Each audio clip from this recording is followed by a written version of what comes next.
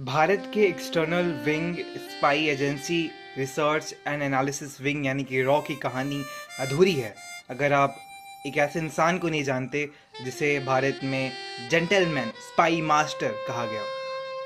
भारत के external wing spy agency research and analysis wing की कहानी अधूरी है अगर आप उसके फाउंडेशनल प्रिंसिपल को नहीं जानते, उसकी बैकग्राउंड स्टोरी नहीं जानते। तो कैसे हुई शुरुआत भारत के रिसर्च एंड एनालिसिस विंग की? थोड़ी सी डीप डाइव करते हैं हम भारत के हिस्टोरिकल कंटेक्स्ट में।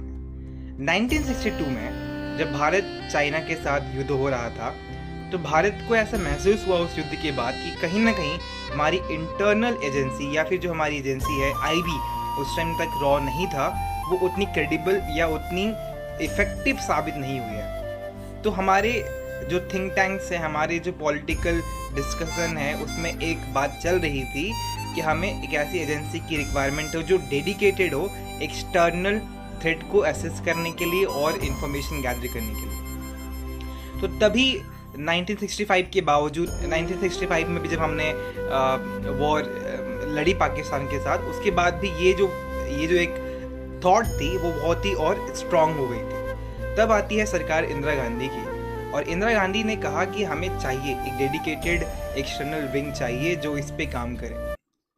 उस समय तक भारत में जो इस पूरे जिम्मेदारी को करती थी वो थी हमारी आईबी, है ना, इंटेलिजेंस ब्यूरो। तो वो उसके अंदर जॉइंट डायरेक्टर के पोस्ट पे थे हमारे रामनाथ काव। अब वो इतने क्रेडिबल इंसान थे कि वो जवाहरलाल नेहरू की पर्सनल सिक्योरिटी के मेंबर भी थे और इनकी ऑब्जर्वेशनल स्किल को लेके बहुत लोग दीवाने भी थे और इंदिरा गांधी भी इनको बहुत पसंद करती थी इन टर्म्स ऑफ इनकी जो स्किल्स, एनालिटिकल स्किल्स थी। और इनका जो ऑरा था ना वो बहुत ही शांत है। ये कभी भी पत्रकारिता, ये इंटरव्यू नहीं दिया करते थे, कभी भी लाइमलाइट में नहीं आया करते थे।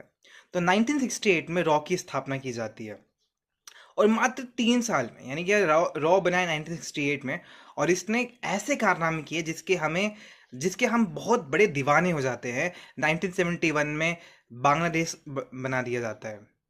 मुक्ति वाहिनी को ट्रेन करने में रॉ का बहुत बड़ा हाथ होता है।